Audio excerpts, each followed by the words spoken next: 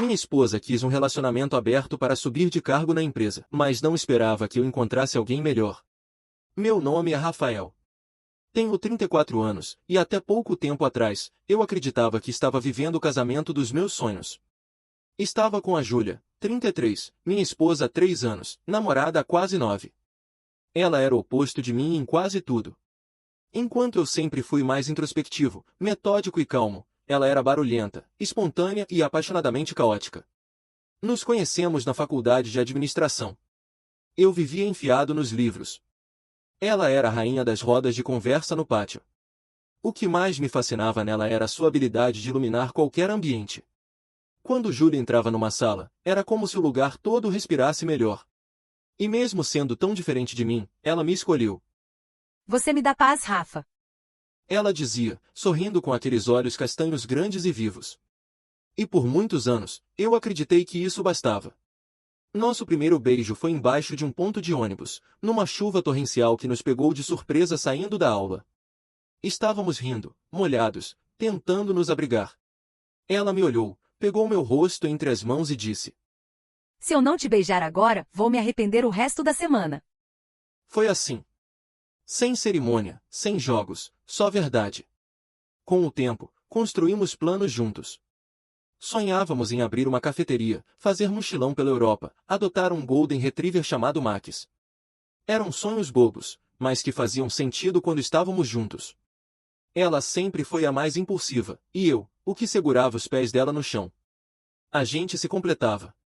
Ou achávamos que sim. Depois da formatura, conseguimos empregos razoáveis. Morávamos de aluguel, mas com esforço compramos um pequeno apartamento financiado. Reformamos com as próprias mãos, e cada parede pintada era uma promessa de futuro. Nosso casamento foi simples, cartório e uma festa no quintal dos meus pais. Tinha churrasco, cerveja, amigos íntimos. Ela dançou descalça na grama. Foi o dia mais feliz da minha vida. Nosso cachorro, Max, chegou 1 ano depois. Dormia no pé da cama e latia para qualquer vizinho novo. Mas a rotina nos pegou. Ela começou a nos engolir. Júlia passou a dizer que se sentia estagnada. Eu, preso no trabalho, tentava manter tudo funcionando. Contas, metas, prazos. Às vezes, ela me olhava como quem não me via mais. Foi numa noite comum. Eu estava lavando a louça, e ela sentada no sofá, olhando pro nada. Rafa, você acha que a gente se perdeu? O que você quer dizer com isso? Ela deu um suspiro, longo e profundo. Eu não sinto mais as coisas como antes. Sinto que estou vivendo com um colega de quarto. Eu larguei o pano de prato. Me aproximei. Você tá infeliz comigo? Não é você, é tudo. A rotina, a mesmice. Eu preciso sentir algo novo. Tá me dizendo que quer se separar? Não exatamente. Então o quê? E aí veio. Você já pensou em relacionamento aberto? O silêncio depois disso durou mais que qualquer resposta.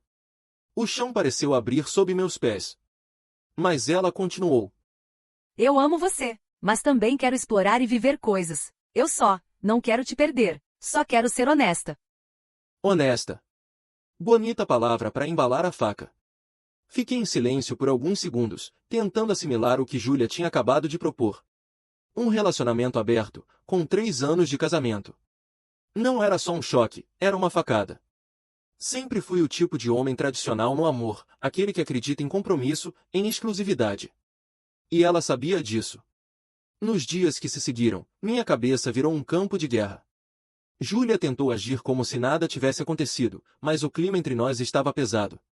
Ela continuava se arrumando mais do que o normal para o trabalho, sorria demais para o celular e parecia sempre ocupada.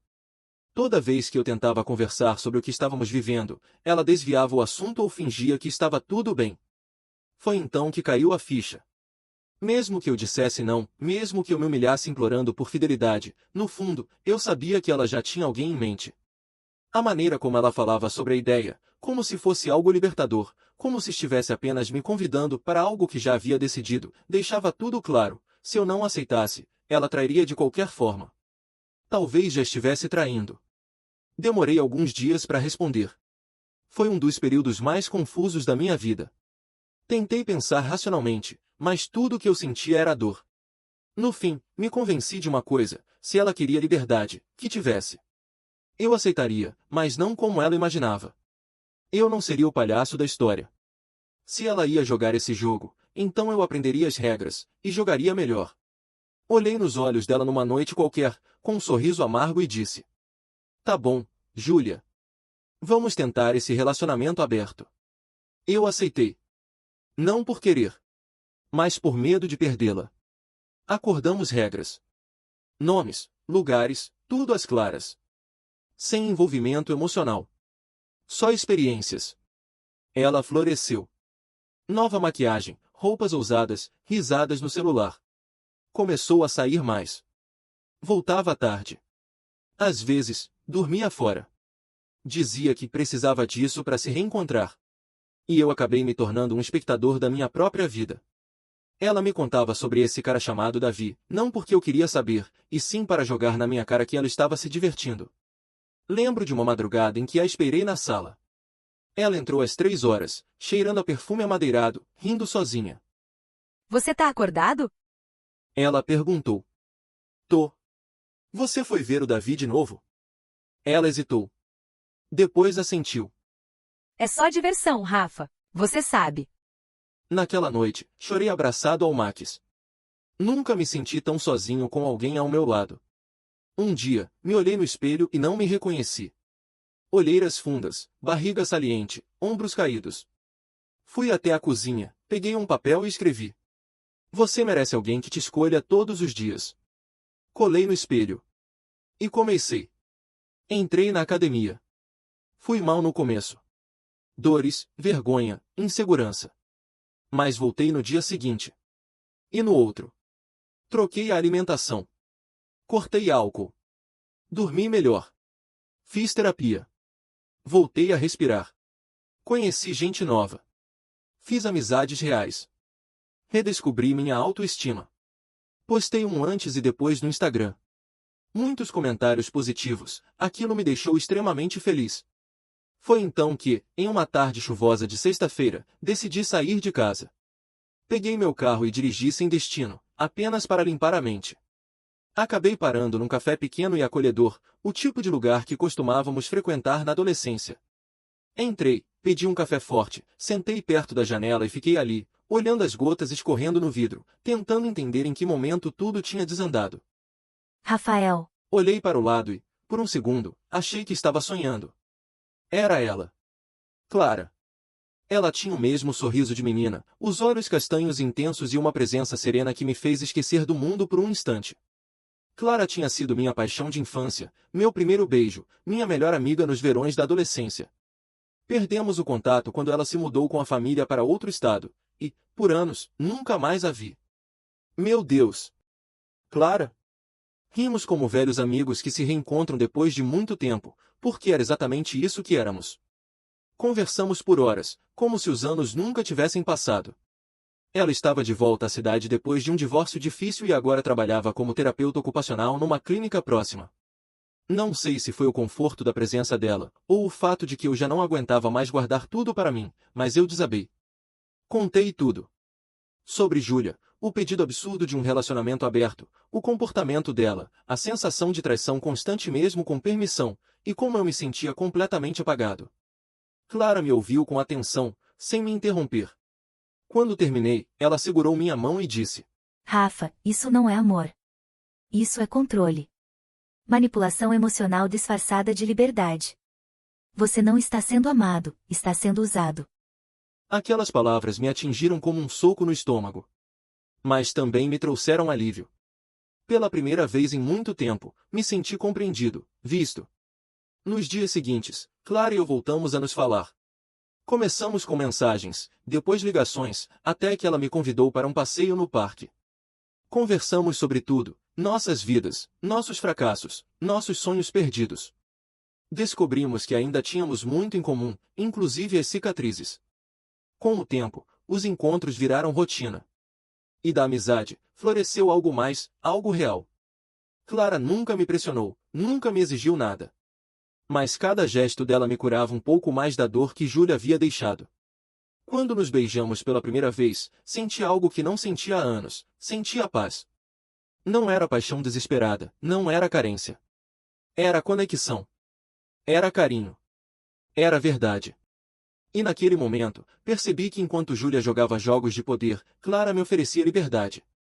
Não aquela liberdade de egoísta, mas a de ser eu mesmo, de amar sem medo, de reconstruir a minha vida. Eu não sabia o que o futuro reservava. Mas sabia, com toda certeza, que com Clara, eu tinha reencontrado o amor. O verdadeiro.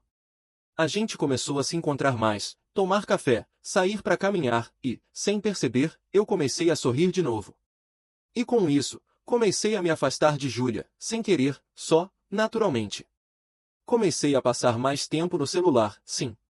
Clara me mandava áudios engraçados, vídeos fofos, mensagens carinhosas. Eu ria de novo. Dormia melhor. A vida parecia voltar ao eixo. Mas Júlia percebeu. Ela começou a me observar mais de perto. Ficava encarando meu celular quando eu digitava, perguntava onde eu ia com frequência, mas nunca demonstrava ciúmes diretamente. Talvez porque, na cabeça dela, eu ainda era o bobo apaixonado que aceitou abrir a relação. Mal sabia ela. Até que uma noite, eu saí para jantar com a Clara. Não falei nada demais, só disse que ia sair com um amigo. Júlia não respondeu. Mas quando voltei, ela já estava me esperando, sentada no sofá, encarando a porta. E a pergunta foi direta. Quem é Clara? Fiquei em silêncio por alguns segundos. Podia mentir, podia inventar, mas escolhi a verdade. Uma amiga de infância. Alguém que me faz bem. Você tá dormindo com ela? Ela rebateu, com os olhos arregalados. Eu tô me apaixonando por ela, respondi, com calma.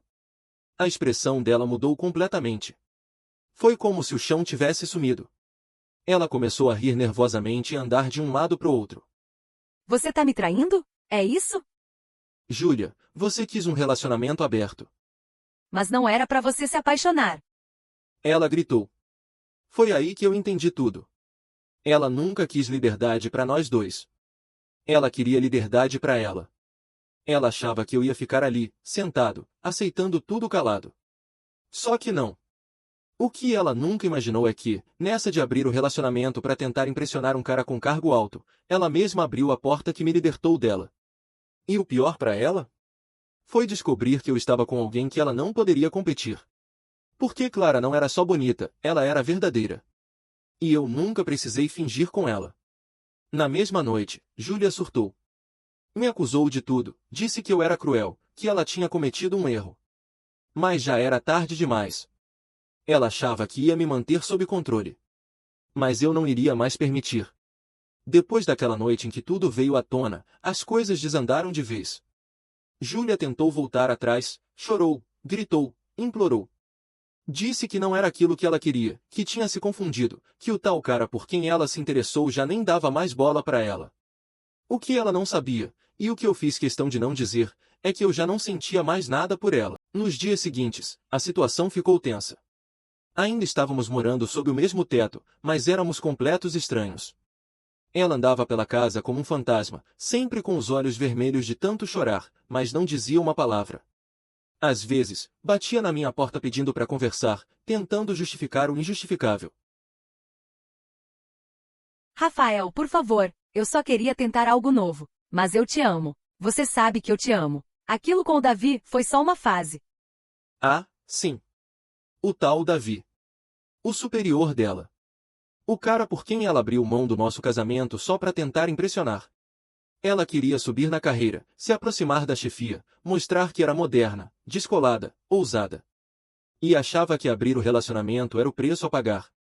O problema é que ela nunca cogitou perder o controle da situação. Nunca imaginou que eu pudesse sair dessa história melhor do que entrei. Foi aí que ela descobriu sobre a Clara, de verdade. Viu uma foto nossa, num restaurante, rindo. Eu estava abraçado com ela e com a mãe da Clara, que sempre me tratou como parte da família. Júlia ficou transtornada. Mandou mensagem para Clara. Tentou intimidar. Disse que ela estava destruindo uma família. Clara, com toda a classe do mundo, respondeu. Eu não destruí nada. Só ajudei a reconstruir o que ele havia perdido, a paz. Depois disso, Júlia enlouqueceu. Disse que ia expor tudo, que ia contar para a família dela, para os amigos em comum, para minha própria família. Só que, ninguém ficou do lado dela. Ninguém. Meus pais? Já sabiam de tudo. Minha mãe, apesar de sempre ter gostado da Júlia, ficou do meu lado desde o começo. Meu pai, mais direto, só disse: ela cavou o próprio buraco, filho. Agora deixa ela se enterrar sozinha. E os amigos? Aqueles que ainda tinham algum contato conosco tomaram partido rapidamente. Quando souberam que ela quis abrir o casamento para tentar seduzir um cara mais poderoso e depois surtou porque eu me apaixonei por alguém de verdade, bom, digamos que a simpatia evaporou. Mas o pior golpe para ela veio no trabalho. A chefe dela acabou descobrindo tudo sobre ela e Davi. Parece que suas colegas de trabalho não iam muito com a cara de Júlia. Elas contaram tudo. Poucas semanas depois, a bomba explodiu. Júlia foi demitida por justa causa. Ela não sabia que relacionamentos entre funcionários eram proibidos. Júlia surtou. Literalmente. Gritou na frente de todo mundo, chorou, disse que era humilhação. Ela teve que sair à campanha por seguranças. Perdeu o marido. Perdeu o cargo. Perdeu o respeito dos colegas. E agora, perdeu também a narrativa. Enquanto ela chegava em casa com os olhos inchados, o rosto abatido e a postura de quem finalmente havia entendido que o mundo não girava ao redor dela, eu a esperava na sala, com os papéis do divórcio sobre a mesa. Ela entrou pela porta sem dizer uma palavra, jogou a bolsa no sofá e me encarou com aquele olhar derrotado. Era a primeira vez em muito tempo que eu via a verdadeira Júlia. Não aquela mulher arrogante que achava que estava acima de tudo e de todos. Mas sim alguém quebrado, e sozinho. Eu a encarei, com calma. Meu tom foi firme, mas sem raiva. Júlia, está aqui. Os papéis do divórcio. Acho que agora, mais do que nunca, tá claro que seguir em frente é o melhor para nós dois. Ela não disse nada de imediato. Ficou olhando para os papéis como se fossem uma sentença de morte. Depois de alguns segundos, murmurou: Você planejou tudo isso? Eu respirei fundo. Não. Você fez isso. Eu só aceitei que mereço coisa melhor. A assinatura foi rápida, fria e quase irônica. A divisão de bens foi simples, sem grandes disputas. Afinal, estávamos casados há apenas 3 anos. A maioria das coisas ainda estava no meu nome, e o que era dela, eu nem fiz questão. Ela saiu com pouco, porque foi isso que ela construiu. Pouco. Na hora de ir embora, ela hesitou na porta. Virou o rosto lentamente para mim, com os olhos marejados e a voz embargada. Você já a ama? Eu sorri com tristeza. Não de pena, mas de alívio. Porque naquele momento, eu sabia que tudo aquilo finalmente tinha acabado. Sim, Júlia. E, pela primeira vez, eu sei que sou amado de volta, de verdade. Ela saiu, levando apenas uma mala e a consciência pesada. Não olhou para trás. E eu? Eu fui direto para a casa da Clara. Porque o meu futuro já tinha começado, e o passado, finalmente, ficou para trás. Atualização, 4 meses depois. Júlia mora de favor na casa de uma amiga. A única que não a abandonou. Mas mesmo essa amiga já vive soltando farpas nas redes sociais. Dizem que Júlia tenta desesperadamente recuperar a imagem pública, posta fotos antigas do casamento como se estivesse tudo bem, escreve legendas falando de superação, reencontros com o eu interior, caminhos difíceis, blá blá blá. Mas a verdade? Tá na cara de todo mundo. Enquanto isso, bom, eu nunca estive melhor. Clara, eu e Max estamos vivendo algo incrível, sincero e real. Eu continuo na academia, me sentindo mais disposto, mais leve, no corpo e na alma. Meus amigos dizem que nunca me viram tão feliz. E o melhor, sem precisar fingir, sem precisar dividir meu amor, sem precisar implorar por migalhas de atenção. Júlia cavou esse buraco sozinha. E agora, ela assiste de longe, talvez do sofá da amiga, com o celular na mão e os olhos inchados, a vida dela ruir enquanto a minha floresce. E tudo porque ela achou que poderia brincar com o amor, sem ser queimada.